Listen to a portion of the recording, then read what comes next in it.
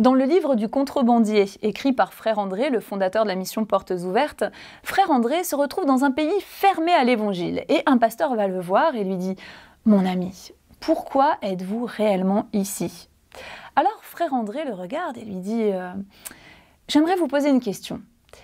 Quelle est la question qu'on a posée à Joseph lorsqu'il était à Sichem ?» Le pasteur répond « On lui a demandé « Que cherches-tu » ?» Eh bien, je répondrai la même chose que Joseph, dit Frère André. Je répondrai « Je cherche mes frères ». Je vous propose, pour cette chronique, qu'on parte à la recherche de nos frères et sœurs somaliens dans la Corne de l'Afrique, afin d'essayer de comprendre quelle est la profondeur de la souffrance qu'ils traversent. Oui, ma famille est musulmane. Quand j'avais 8 ans, j'ai entendu une voix qui venait du ciel. Jésus est le Sauveur. J'ai souvent entendu cette voix. Et j'ai accepté que Jésus-Christ est le Seigneur. Ma famille disait, le démon du christianisme est en lui. J'ai dû faire face au rejet. Tout le monde me marginalisait et m'insultait. Personne ne voulait m'embaucher. Vivre dans ma communauté devenait dangereux. Des inconnus m'appelaient et me menaçaient.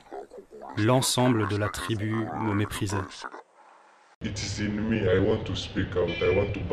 C'était en moi. Je voulais en parler, je voulais le crier au monde entier.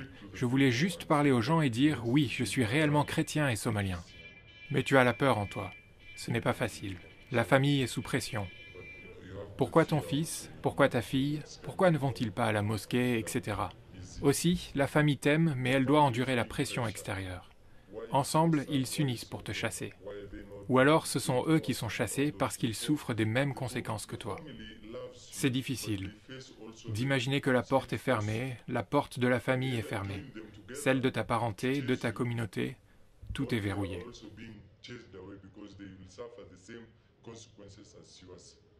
Je n'avais aucun endroit où dormir.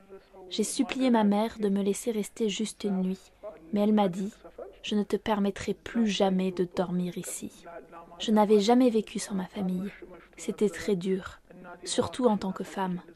C'est moins dur pour un homme de survivre dans la rue. Un jour, je suis revenue voir ma mère parce qu'elle me manquait. Elle m'a jeté de l'eau brûlante sur le visage. Pour arriver à supporter cela, j'ai prié « Enlève de mon cœur l'amour que je porte à ma famille ». La dernière personne qui vient de témoigner avait une 20aine d'années lorsqu'elle a été rejetée par sa famille. Elle a dû se demander où aller, quoi faire. Et puis un jour, ces hommes et ces femmes ont rencontré des partenaires de Portes Ouvertes qui ont voulu les aider à sortir de leur solitude. Quand on a commencé à me visiter, mon état d'esprit a changé. On m'a souvent appelé pour me saluer et cela embellissait mes journées. On m'a témoigné de l'amour fraternel et je me rends compte que j'ai des frères qui se tiennent à mes côtés. Grâce à vos formations, on rencontre d'autres chrétiens. On apprend des choses et on se fait aussi des amis.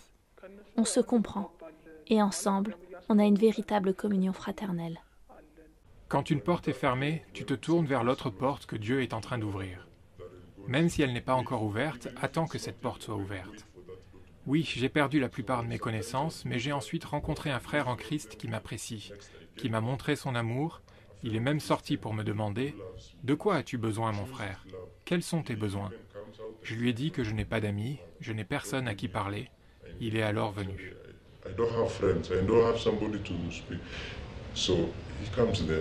Même si ma famille m'a quitté, j'ai appris que j'ai plein de frères spirituels. J'ai vu des frères prier pour moi et venir à mon aide. Cela a fortifié ma foi. La Somalie est située dans la Corne de l'Afrique. Être un chrétien somalien, c'est accepter sa peine de mort. Un converti peut être assassiné par un membre de sa famille qui souhaite laver l'honneur, mais aussi par le groupe terroriste Al-Shabaab.